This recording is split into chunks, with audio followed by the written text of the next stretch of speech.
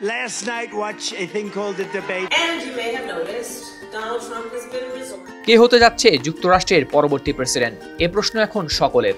এবার সেই উত্তর দিলেন অ্যামি ট্রিপ নামে এক নারী জ্যোতিষী। সম্প্রতি তিনি ভবিষ্যৎবাণী করেছিলেন যে আগামী নভেম্বরের প্রেসিডেন্ট নির্বাচনে জো বাইডেনের নাম প্রত্যাহার করা নিয়ে।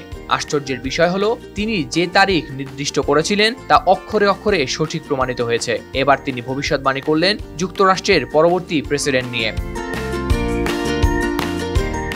কিন্তু কে এই নারী জ্যোতিষী, আর তাকে নিয়ে এত আলোচনারই বা কি আছে? অ্যামি ট্রিপ, যিনি ইন্টারনেটে পরিচিত কুখ্যাত জ্যোতিষী হিসেবে, তার মতে যুক্তরাষ্ট্রের পরবর্তী প্রেসিডেন্ট হতে পারেন ডোনাল্ড ট্রাম্প। এই তথ্যটি প্রকাশ করেছে মার্কিন সংবাদ মাধ্যম নিউ ইয়র্ক পোস্ট।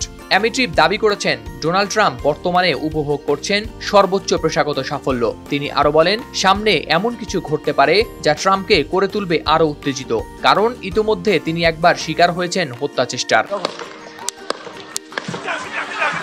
সানবিট সব দিবে সামাল। সানবিট ম্যাজিক প্রেস ডিশওয়াশিং এর মাথা ঘোরানো সলিউশন।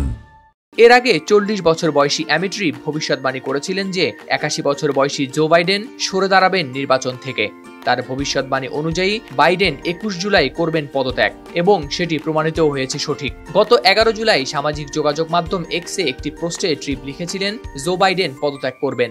তিনি আরও বলেছিলেন যে বাইডেন পদত্যাগ করবেন মকর রাশির পূর্ণিমায় 29 ডিগ্রি মকর রাশিতে। তার এই ভবিষ্যৎবাণী হুবহু সত্যি প্রমাণিত হয়েছে। বাইডেনের পদত্যাগের পর ভাইস প্রেসিডেন্ট কমলা হ্যারিস 2024 সালের প্রেসিডেন্ট পদে নির্বাচন করবেন বলেও ভবিষ্যৎবাণী করেছিলেন ট্রিপ। তার মতে বাইডেনের বয়স হয়েছে এবং হ্যারিসই হবে তার স্থলাভিষিক্ত। তবে ট্রিপ আরও ভবিষ্যৎবাণী করেছিলেন যে ভবিষ্যতে বাইডেনের স্বাস্থ্যের অবনতি ঘটতে পারে, কারণ প্লুটো অবস্থান করছে তার সূর্যের উপর। তার এই ভবিষ্যৎবাণীর পরপরই বাইডেন তৃতীয়বারের মতো আক্রান্ত হন করোনা ভাইরাসে। ট্রিপ আরও বলেছিলেন, আগস্ট মাসে যুক্তরাষ্ট্রে দেখা দিতে পারে কঠিন পরিস্থিতি এবং রাজনৈতিক অস্থিরতাও। এদিকে আগামী 29 আগস্ট শুরু হওয়ার কথা রয়েছে ডেমোক্রেটিক ন্যাশনাল কনভেনশন। সাম্প্রতিক সমীক্ষায় দেখা গেছে নভেম্বরের নির্বাচনে কমলা হ্যারিস এবং ডোনাল্ড ট্রাম্পের মধ্যে জনসমর্থনের ব্যবধান কমে আসছে। হ্যারিসের জনসমর্থন 49% এবং ট্রাম্পের 47%। দর্শক, অ্যামি ট্রিপের ভবিষ্যৎবাণী এবং যুক্তরাষ্ট্রের বর্তমান রাজনৈতিক পরিস্থিতি সম্পর্কে আপনারা কি ভাবছেন? জানাতে পারেন কমেন্টসে।